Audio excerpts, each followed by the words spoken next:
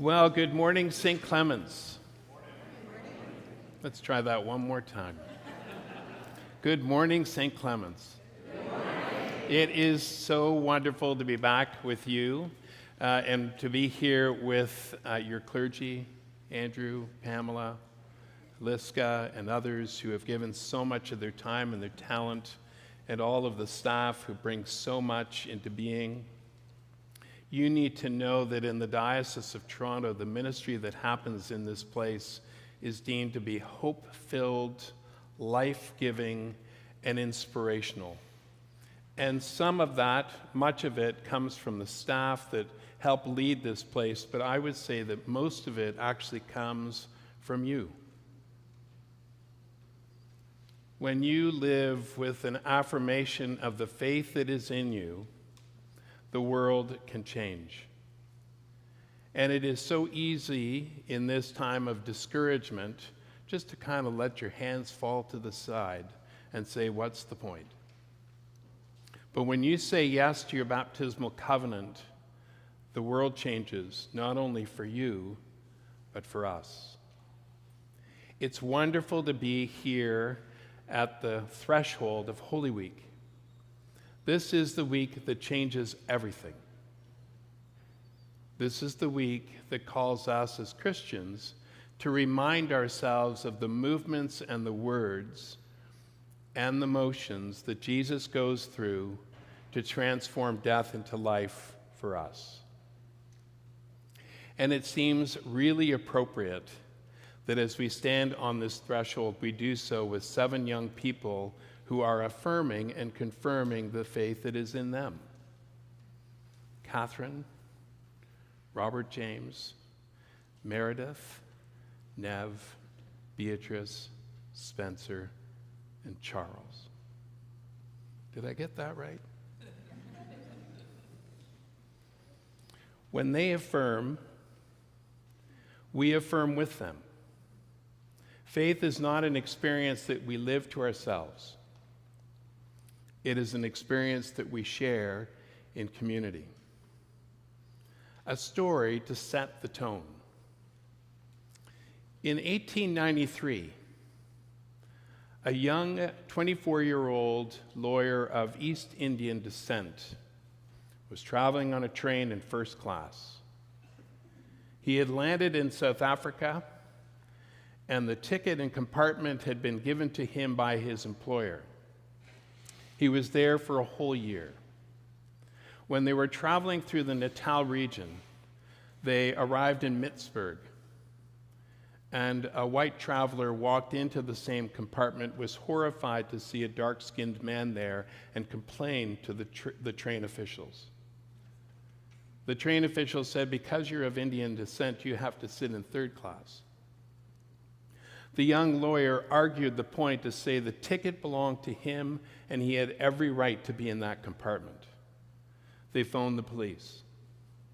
A few minutes later, he stood on the platform without his coat, without his luggage, watching the train leave the station and head down to the next destination. All night long, he shivered in the cold, wrestling with his rage and bewilderment.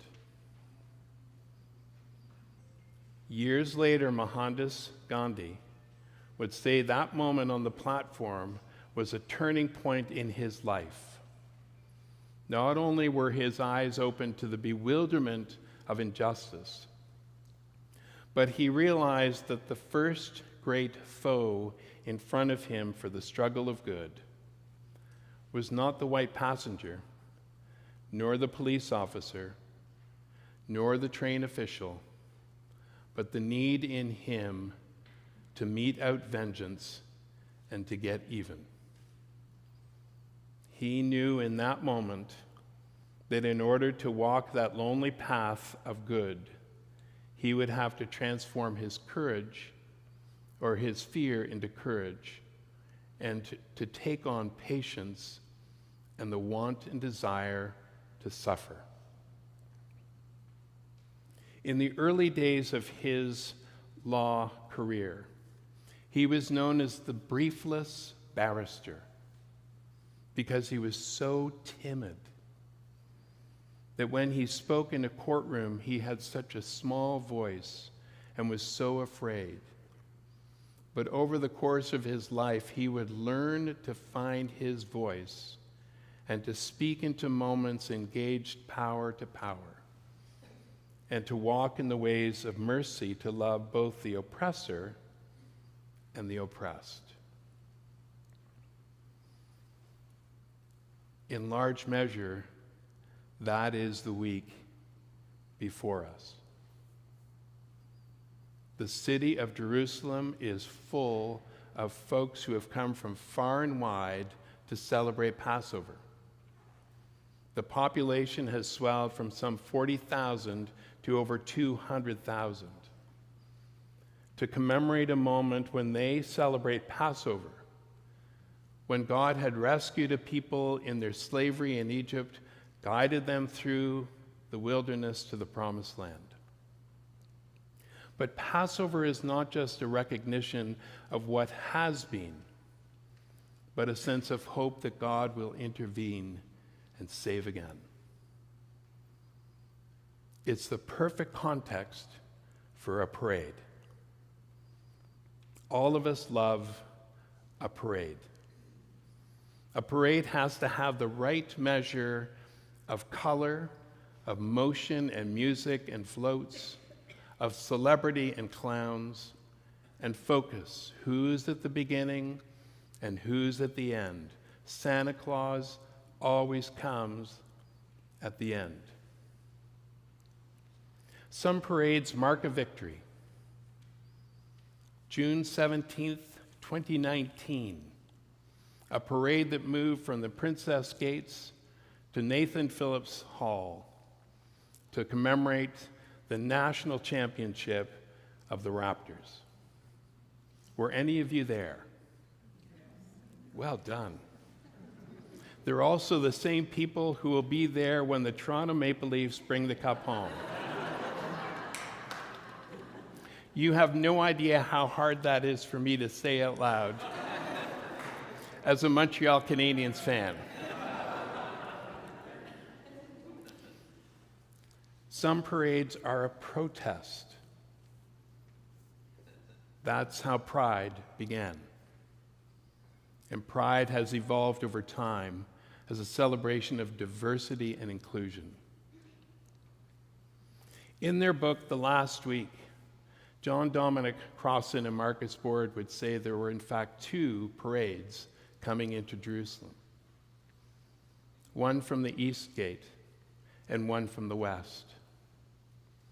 From the west came Pontius Pilate riding on a stallion, followed by a host of stallions and chariots and foot soldiers and beating drums and spears and knives and swords and trampling boots that were reminding the community that real power was exercised by the empire. And that if they saw this as a time of stepping out, there would be hell to pay. But it was also a challenge of theology. It was challenging the very premise of Passover because, of course, Caesar was the Son of God. And by being a delegate of Caesar, Pontius Pilate was showing himself to be the Son of God. But coming through the east was another little parade, no band, no drums, no sword, no spears, no banners, but one lone man riding on the back of a donkey. And on the surface of things, it could have been looked upon as just troublemakers making fun of the parade coming in through the west gate.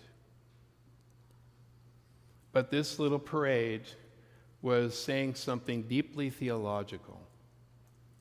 From the moment that they untied the donkey, that takes us back to chapter 9 of the prophet Zechariah. See, your king is coming, humble and set upon a donkey. When the people of Israel were coming back from their exile in Babylon, this prophecy of Zechariah became a hallmark moment that God was promising to the people that one day they would receive a king who would come in peace and not brutality, a king that came in humility and mercy and not in vengeance. And this little parade is announcing today's the day. The palm branches that we wave take us back to the moment when Nehemiah summons the people who are bringing their first gifts of the harvest after they have arrived home from Babylon to say that God is in their midst. Hosanna, Hosanna means God save us. And in comes the little parade. But we know how this week goes. We know intuitively and by memory that soon those cheers will become jeers. And soon, one by one, every one of the disciples will turn away until Jesus is standing on the platform without coat or luggage. And that this procession will lead him to a throne that will be a cross where he will be briefless. And for a time on Friday, we will come face to face with love so deep as to let go of life so that we will have life on Sunday. Let the same mind be in you as was with Jesus,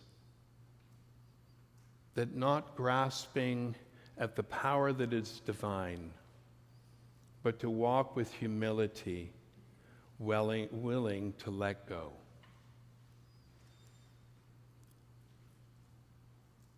I don't know how many times you have turned into this week in your life. This will be my 37th as a cleric. And every Holy Week, there is a motion and moment that calls me deeper into my own faith.